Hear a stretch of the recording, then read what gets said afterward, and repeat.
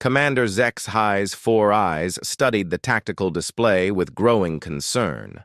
The crimson dots representing Vorthon battlecruisers had multiplied across 3 star systems in the past cycle. Each dot meant death for thousands of innocent beings. "Status report," HFY commanded, his scaled hands gripping the command console. "Sir, the Vorthon fleet has taken the Kepler mining colonies. Intelligence estimates 40,000 civilian casualties." Lieutenant Kira's voice trembled through her translator. The young Aquarian officer had never seen warfare on this scale. The bridge of the Coalition flagship Unity's Promise buzzed with nervous energy. Representatives from 12 different species worked frantically at their stations.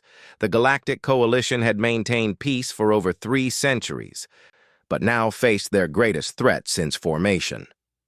"What about the Terran research station in the Outer Rim?" HFY asked. "No response for 18 standard hours, Commander. We must assume it's been destroyed." HFY's mandibles clicked in frustration.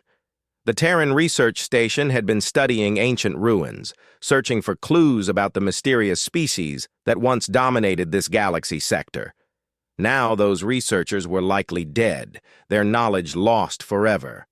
The Vorthans had emerged from the galactic void 6 months ago with technology that defied explanation.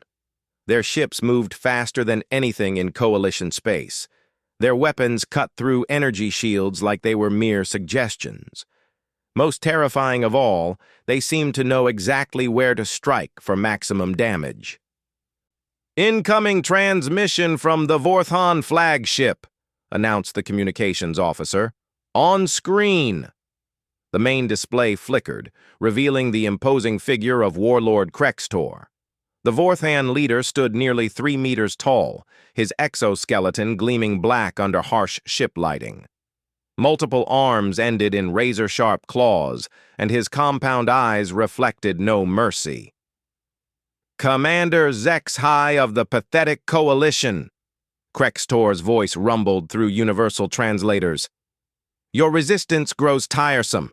Surrender now, and I may allow some of your species to serve as laborers in our expansion." "The Coalition will never surrender to genocidal monsters," HFY replied, trying to project confidence he didn't feel. Krextor's mandibles spread in what might have been amusement. "Monsters, we are evolution perfected. For eons, we slumbered in the void between galaxies, growing stronger, adapting our technology. Now we reclaim what was always meant to be ours. This galaxy belongs to its people, not to ancient invaders." "Ancient?" Krextor laughed, a sound like grinding metal. "Child, we remember when this galaxy teamed with a warrior species that nearly destroyed us. They called themselves humans. But they are long extinct now, reduced to myths and legends your primitive civilizations whisper about in the dark." HFY felt his blood chill. Human legends were indeed common across Coalition space. Stories of fierce bipedal warriors who could adapt to any environment, who fought with impossible determination, who turned their very weaknesses into strengths. Most scholars considered them fantasy, like the ancient Earth tales of dragons and magic. "Their destruction taught us valuable lessons," Krextor continued. "No species will be allowed to develop such dangerous capabilities again. We will ensure galactic stability through proper control." The transmission cut abruptly, leaving the bridge in stunned silence. "Commander," whispered Dr. Yelnara, the Coalition's chief xenoarchaeologist.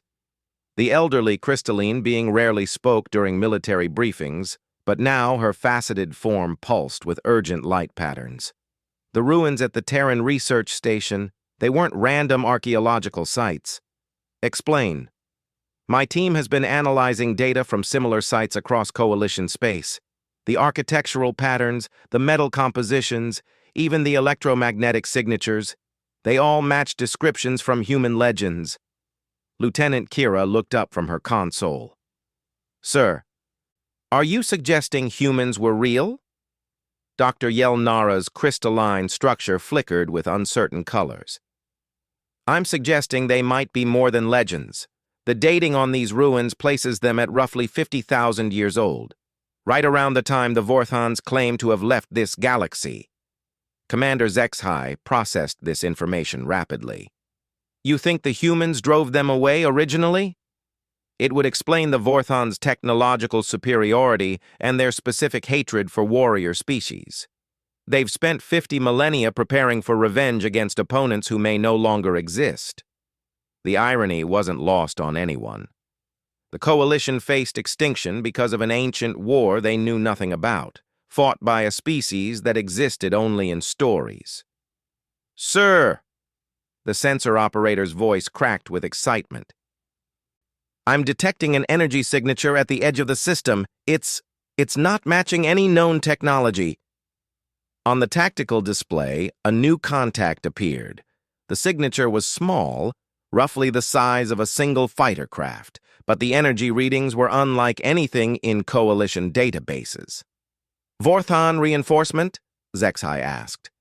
"Negative, sir. The energy pattern is completely different. Almost organic somehow."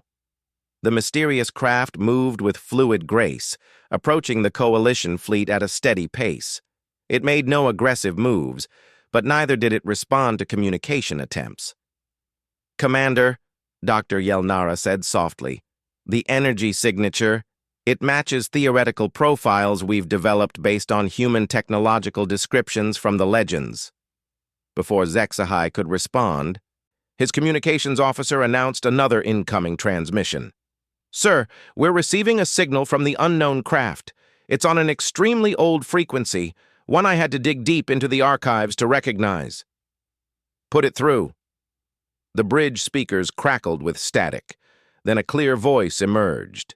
It was unlike any Coalition language, yet somehow the universal translators managed to process it. "Coalition vessels, this is Captain Sarah Chen of the Earth Defense Force. We received your distress beacon. Sorry we're late to the party, but we had to dig ourselves out of a pretty deep hole first." The bridge fell silent. Even the background hum of ship systems seemed to pause. Did she say Earth?" Lieutenant Kira whispered. Captain Chen's voice continued, carrying a note of grim humor. "We're aware you've got some unwelcome visitors causing trouble. The Vorthons, right? Yeah, we remember those guys. They were bad neighbors 50,000 years ago, and I doubt they've improved with age." Commander Zexhai found his voice. "Captain Chen, this is Commander Zexhai of the Coalition fleet. Are you saying you're human?" "That's affirmative, Commander, and we're here to help. See, we've been keeping an eye on this sector for a long time, making sure our old friends didn't come back. When they showed up again, we figured it was time to remind them why they left in the first place." The small craft's energy signature suddenly spiked, and additional contacts began appearing throughout the system. Dozens of ships materialized from what had seemed like empty space, their configurations unlike anything in known databases. "How many ships do you have?" Zexhai asked, amazed. "In this immediate area? Maybe a few hundred. But don't worry, Commander. Humans learned a long time ago that it's not the size of the fleet that matters. It's how determined the crew is to protect what they love." Dr. Yelnara's crystalline form blazed with excited light patterns. "The legends speak of human adaptability and refusal to surrender, if even half the stories are true." "Captain Chen," Commander Zexhai said, "the Vorthons claim they defeated your species 50,000 years ago." Sarah Chen's laugh was warm but carried an edge of steel. "Defeated? Is that what they told you?" "Commander, humans don't get defeated. We just get creative about how we fight back. The Vorthons didn't destroy us. They pissed us off so badly we spent 50,000 years preparing for their return." On the tactical display, Vorthon ships were already moving to intercept the new arrivals. Their formations showed confidence, as if they expected easy victory over this small human force. "Captain," Zexhai warned, "the Vorthon fleet outnumbers your ships significantly. Their technology is beyond our capability to counter." Appreciated, Commander, but here's something those legends might not have mentioned about humans. We're really, really good at improvising solutions to impossible problems. And we've had a lot of time to think about how to deal with the Vorthan threat. The first Vorthan attack group opened fire, their devastating energy weapons lancing across space toward the human ships. The Coalition bridge crew watched in horror, expecting to see their mythical allies destroyed instantly. Instead, something impossible happened. The human vessels didn't dodge or raise shields. They simply absorbed the incoming fire. The energy weapons that had cut through Coalition defenses like they were tissue paper seemed to have no effect whatsoever on the human craft. "How?" Lieutenant Kira gasped. Captain Chen's voice carried a note of satisfaction. 50,000 years is a long time, Lieutenant. We used it wisely. Every Vorthan weapon, every tactic, every technological advantage they had. We studied it all, developed countermeasures, and then developed counters to their counters. The human ships began their attack run. What followed defied every tactical manual in Coalition space. The humans fought with a fluid adaptability that turned each Vorthan's strength against itself. When Vorthan ships tried to use their speed advantage, human vessels anticipated their movements with uncanny accuracy. When Vorthan weapons adjusted frequency to penetrate human defenses, human technology adapted faster than real time to maintain immunity. "It's like watching a master chess player face children," Dr. Yel Nara observed, her crystalline form pulsing with amazement. But the most remarkable thing wasn't the technology. It was the way humans fought. They moved with a coordinated determination that spoke of absolute unity of purpose. Every action served not just tactical advantage, but seemed driven by something deeper. Commander Zexhai had studied human legends his entire career. Now he understood why those stories had survived across cultures and species. They weren't just tales of military prowess. They were stories about beings who transformed their love for each other into an unstoppable force. "Captain Chen," he transmitted, "the Coalition stands ready to assist." "Much appreciated, Commander. Actually, we could use your help. See, we didn't come back just to fight. We came back to finish something we should have done 50,000 years ago. The Vorthans aren't just invaders. They're running from something worse, and they're trying to turn this galaxy into a fortress against it."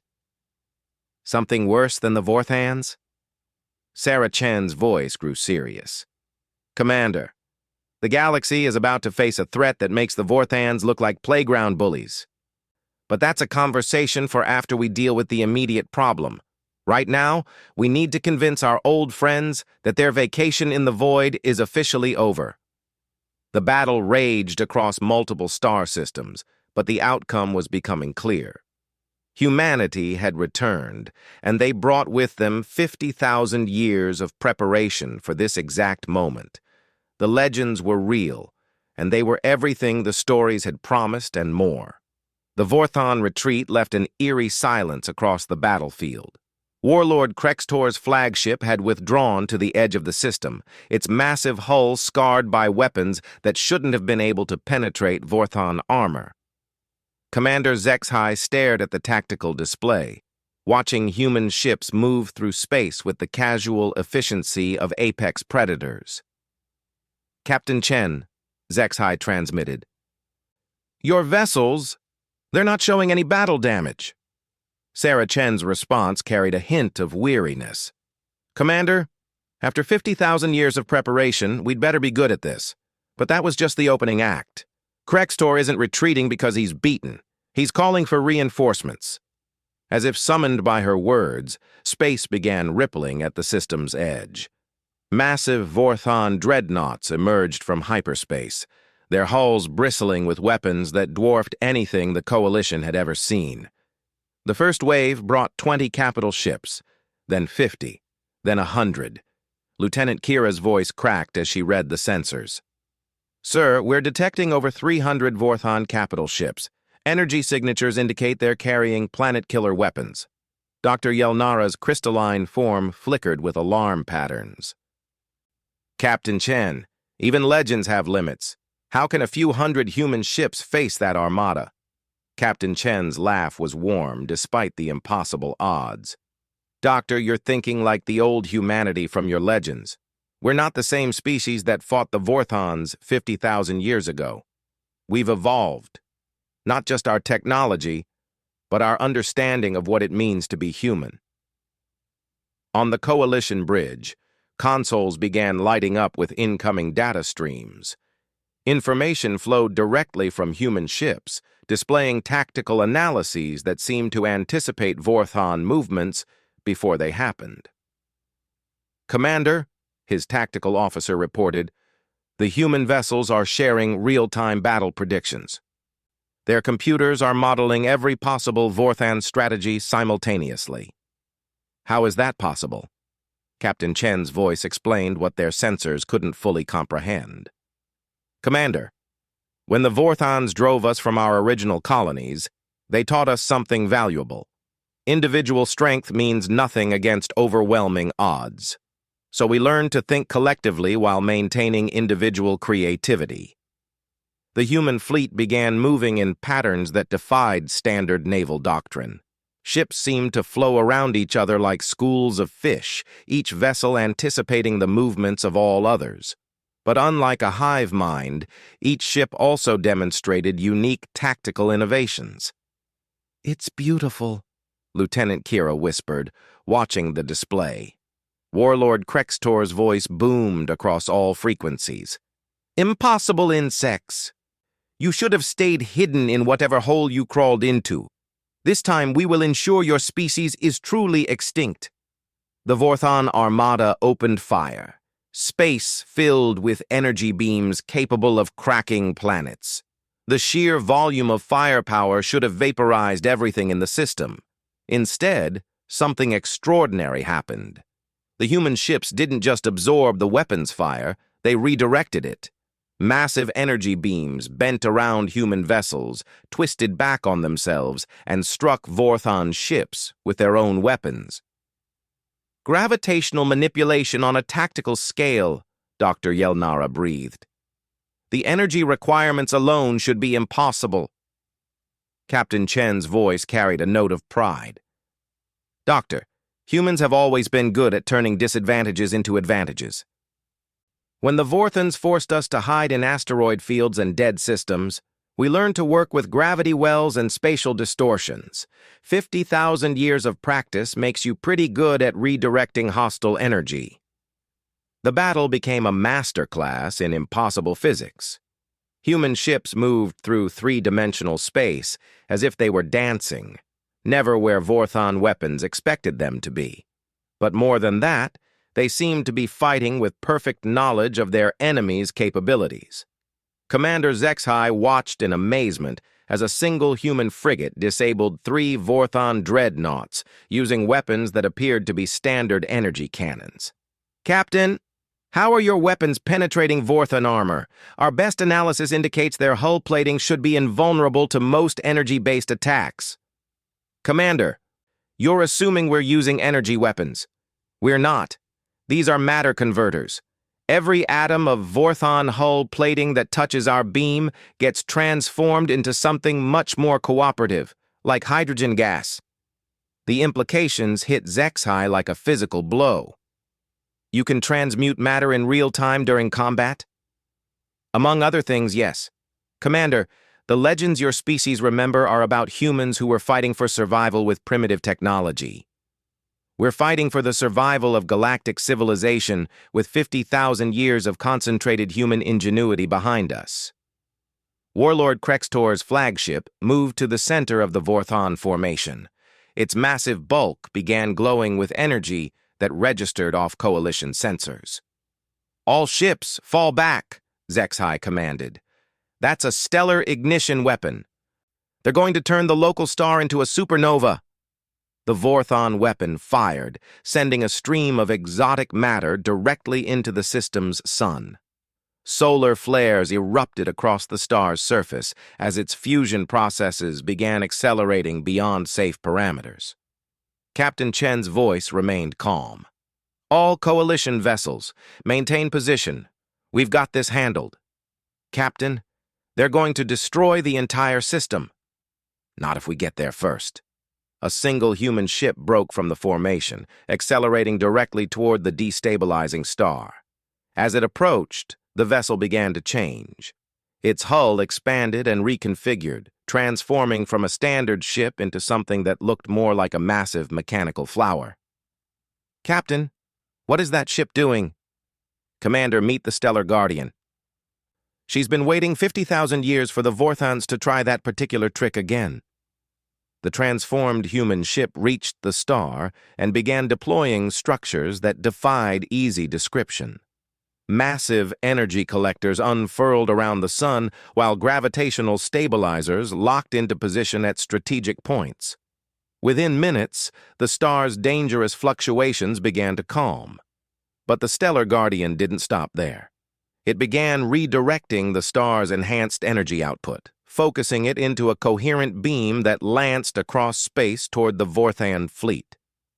They turned a star into a weapon, Lieutenant Kira said in a voice filled with awe. Not a weapon, Captain Chen corrected. A tool. The star's energy is being used to power something much more interesting. Space around the Vorthan fleet began to shimmer. Reality itself seemed to bend and twist as massive gravitational fields took hold of the enemy ships. One by one, Vorthon vessels found themselves unable to move, caught in spatial distortions that held them like insects in amber. Warlord Krextor's voice carried genuine fear for the first time. This is impossible! No species should possess such technology! Captain Chen's response was gentle, almost sad. Krextor, you taught us that survival requires evolution. We evolved. The question is, are you willing to do the same? Humans show no mercy. You will destroy us as you destroyed our ancestors. Actually, we're going to do something your species has never experienced. We're going to give you a choice. The human fleet stopped its attack. Across the battlefield, Vorthan ships remained trapped but unharmed. The silence stretched for long moments before Captain Chen spoke again. Krextor, your species has spent 50,000 years preparing for war against an enemy that never wanted to fight you. We didn't drive you from this galaxy out of conquest. We defended ourselves because you were trying to exterminate every other form of intelligent life. Lies. Humans are destroyers. No, Krextor, humans are protectors. Always have been. The difference is that now we're good enough at it to protect our enemies from themselves. Dr. Yelnara's crystalline form pulsed with understanding. Captain, you're offering them redemption. Doctor, every species deserves the chance to choose cooperation over conquest. The Vorthons are masters of adaptation and technology. Imagine what they could accomplish if they used those abilities to build instead of destroy. Commander Zexhai felt something shift in his understanding of the situation. Captain, you mentioned earlier that the Vorthans are running from something worse. What did you mean? Sarah Chen's voice grew serious. Commander, the galaxy is about to face an invasion from extra-dimensional entities that view all matter-based life as an infestation to be eliminated. The Vorthons encountered them first, and their solution was to try turning this galaxy into a fortress by eliminating any species that might resist their control. The revelation sent chills through the Coalition bridge crew. How do you know this? Because we've been fighting those entities for the last 20,000 years, Commander. We've been protecting not just our galaxy, but several others. The Vorthons could have been our allies in that fight, but they chose conquest instead. Warlord Krextor's voice carried new uncertainty. The Void Hunters. You claim to fight them? We don't just fight them, Krextor. We've been winning. But the next wave is going to be bigger than anything we've faced before. We're going to need every advanced species working together if we want galactic civilization to survive. The Vorthan fleet remained motionless, held in gravitational stasis while their leader processed this information. Finally, Krextor spoke again. What would cooperation look like? Captain Chen's voice carried genuine warmth. It would look like the strongest species in the galaxy working together to protect the innocent. It would look like Vorthon adaptation technology helping us develop better defenses.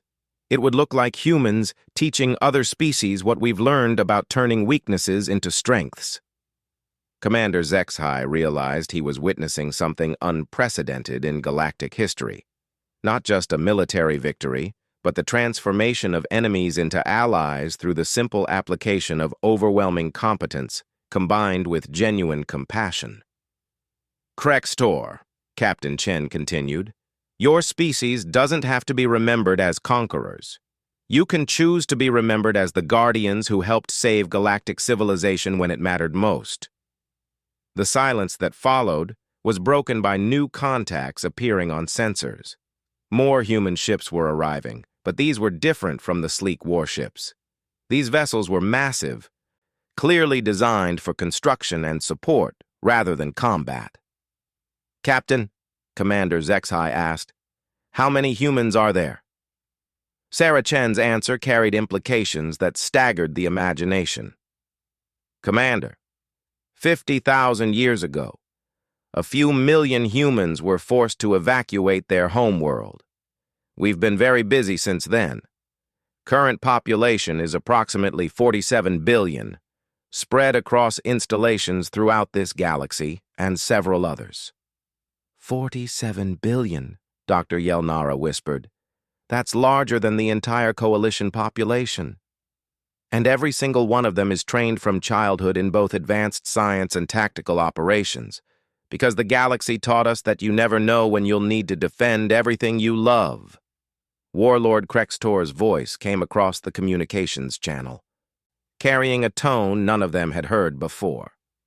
Humility. Captain Chen, if we were to consider this cooperation you speak of, what guarantee do we have that humans won't simply destroy us once we're no longer a threat? Sarah Chen's answer was simple and devastating in its sincerity. The same guarantee we gave to every other species that's ever asked us that question, Krextor. The guarantee that humanity will always choose to build bridges rather than walls, to heal rather than harm, to protect rather than dominate. It's not just what we do. It's who we are. The choice hung in space between former enemies, carrying the weight of galactic history and the promise of an unimaginable future. 3 months had passed since the Vorthon surrender, and Commander Zexhai still felt overwhelmed by the changes. The Coalition space station that had once housed 12 species now bustled with representatives from over 40 different civilizations. But the most remarkable change wasn't the diversity of species. It was watching former enemies work together with the focused intensity of a family preparing for a disaster. Status report on the defense grid construction, Zexhai requested as he entered the command center. Lieutenant Kira, now sporting new rank insignia, looked up from a display showing real-time construction data. Sir, the Vorthon engineering teams have exceeded all projections. Their adaptive technology has reduced construction time by 70%. Dr. Yelnara's crystalline form pulsed with excited light patterns as she reviewed data streams. Commander, the integration of human theoretical framework with Vorthon practical engineering is producing results that neither species could achieve alone. Through the viewport, Zexhai could see the fruits of this cooperation. Massive defense platforms grew in space like living things, their structures incorporating the best elements of human innovation, Vorthon adaptation technology, and coalition defensive theory. Each platform was essentially a mobile fortress capable of generating its own gravitational fields and matter conversion systems. Incoming transmission from Captain Chen, announced the communications officer. Sarah Chen appeared on the main screen, but she looked different than she had during the battle. Less focused on immediate tactical concerns, more like a teacher preparing students for a final examination. Commander, We've got updates from our deep space monitoring stations. The Void Hunters have begun their approach to this galactic cluster. We estimate 18 months before their first scouts arrive. The bridge crew absorbed this information with the calm professionalism that had developed over weeks of preparation.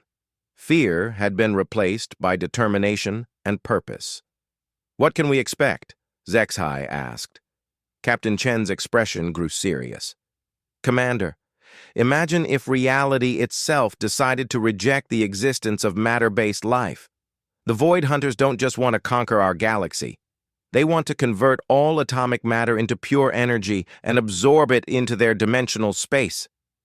Warlord Krextor's voice joined the conversation as his image appeared alongside Chen's. The Vorthon leader looked different now, his posture suggesting cooperation rather than domination. "Commander Zexhai, our ancestors fought these entities unsuccessfully for 3,000 years before fleeing to this galaxy. They are not simply another invading force. They are an existential threat to the concept of physical existence." "But you've been fighting them successfully," Dr. Yelnara observed, addressing Captain Chen. "We've been holding them off, Doctor, but always as a defensive action. This time we're going to end the threat permanently.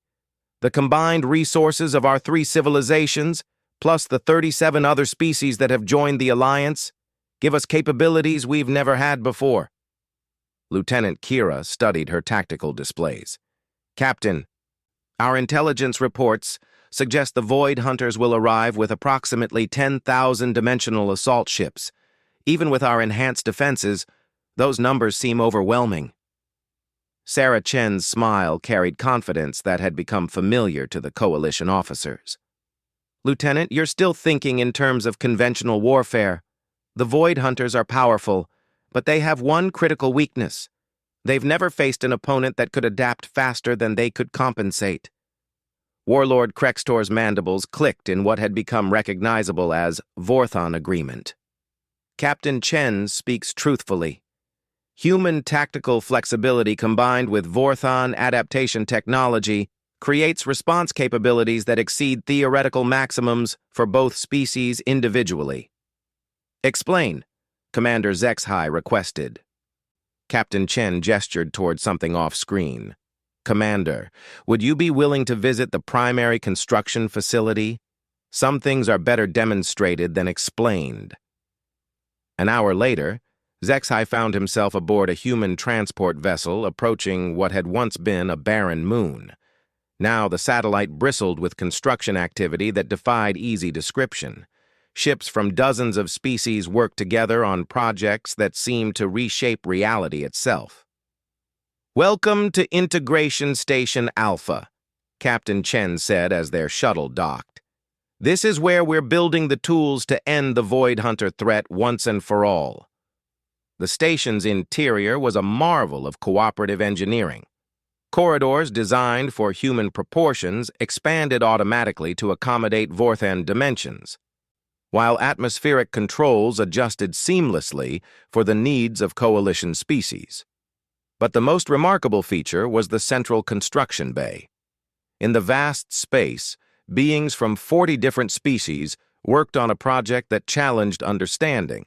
It appeared to be a ship, but its dimensions seemed to shift depending on the viewing angle. Sections of the hull phased in and out of visible reality, while others seemed to exist in multiple dimensions simultaneously. "What is it?" Zexhai asked. "We call it the reality anchor," Sarah Chen replied. "It's designed to do something that's never been attempted before. Instead of fighting the Void Hunters in normal space, we're going to follow them home and stabilize their dimensional space in a configuration that supports matter-based life." Dr. Yelnara's crystalline form flickered with amazement. "You're going to invade their dimension?" "We're going to heal it, Doctor. The Void Hunters aren't evil in any sense we understand. They're refugees from a dimensional space that became incompatible with their original matter-based existence. They converted themselves to energy beings out of necessity, then began converting other matter to survive. We're going to give them back the ability to exist in stable physical form." Warlord Krextor approached, his massive form moving with surprising grace in the station's mixed gravity fields. The project requires perfect integration of human dimensional theory, Vorthan adaptive engineering, and coalition resource management. No single species could achieve this alone. But together, Lieutenant Kira said with growing understanding, we can solve a problem that's threatened multiple galaxies for thousands of years. Captain Chen nodded. Lieutenant, this is what humans learned during our 50,000 years of preparation. The universe doesn't present us with enemies to destroy. It presents us with problems to solve. The Void Hunters are just the biggest problem we've encountered so far. Over the following months, Integration Station Alpha became the center of the greatest cooperative effort in galactic history.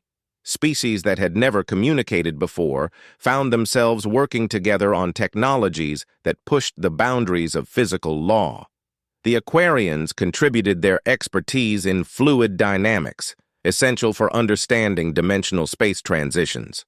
The crystalline beings provided their mastery of energy storage and transmission. Even the smallest coalition member species found their unique capabilities essential to specific aspects of the project. But it was the combination of human adaptability, Vorthan engineering prowess, and coalition diplomatic skills that made the impossible project achievable.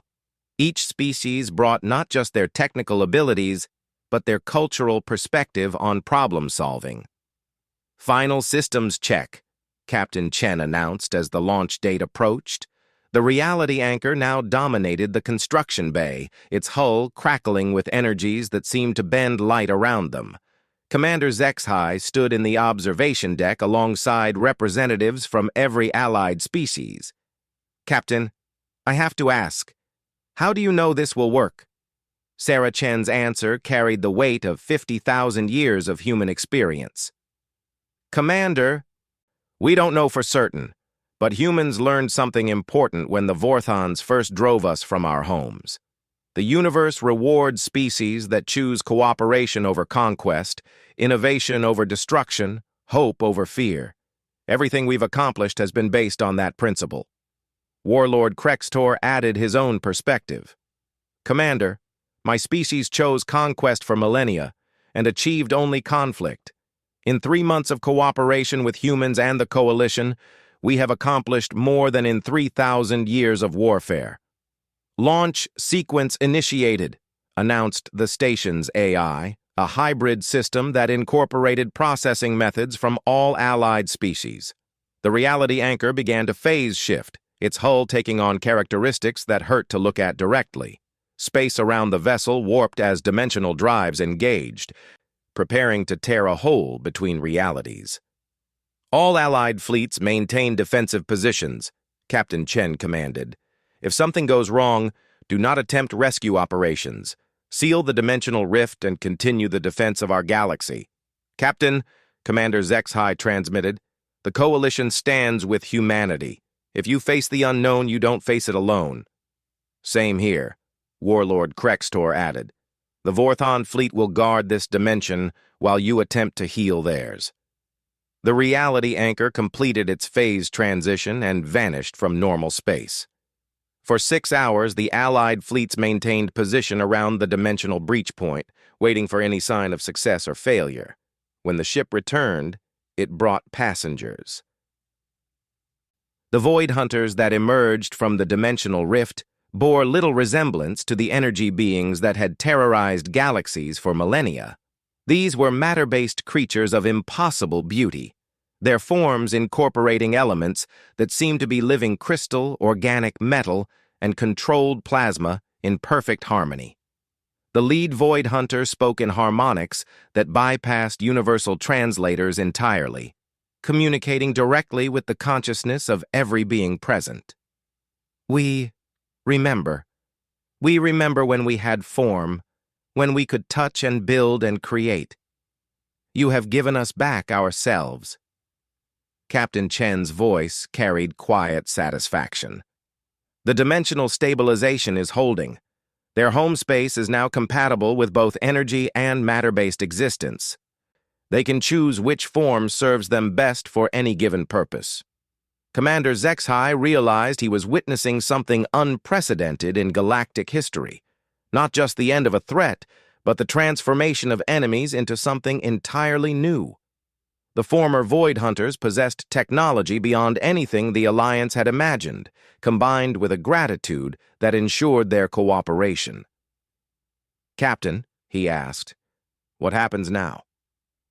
Sarah Chen looked out at the view screen showing ships from dozens of species working together in perfect coordination. "Now, Commander, we do what humans have always done. We build something better than what existed before. The galaxy is about to become a much more interesting place." Dr. Yelnara's crystalline form pulsed with patterns that indicated deep contemplation. The legends spoke of human determination and adaptability, but they didn't mention the most important trait. "What's that, Doctor?" "Your ability to see potential allies in everyone you meet, even ancient enemies.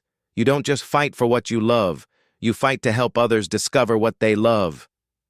As the Alliance fleets began their journey back to Coalition space, they carried with them not just former enemies transformed into allies, but proof that cooperation could solve any problem the universe presented. The age of galactic warfare was ending. The age of galactic civilization was about to begin. In the months that followed, historians would struggle to record the changes that swept through the galaxy. Technologies that had seemed impossible became routine. Species that had never imagined contact with others found themselves part of a community that spanned dimensions. But perhaps the most significant change was philosophical. The galaxy had learned that there were no permanent enemies, only problems waiting for creative solutions.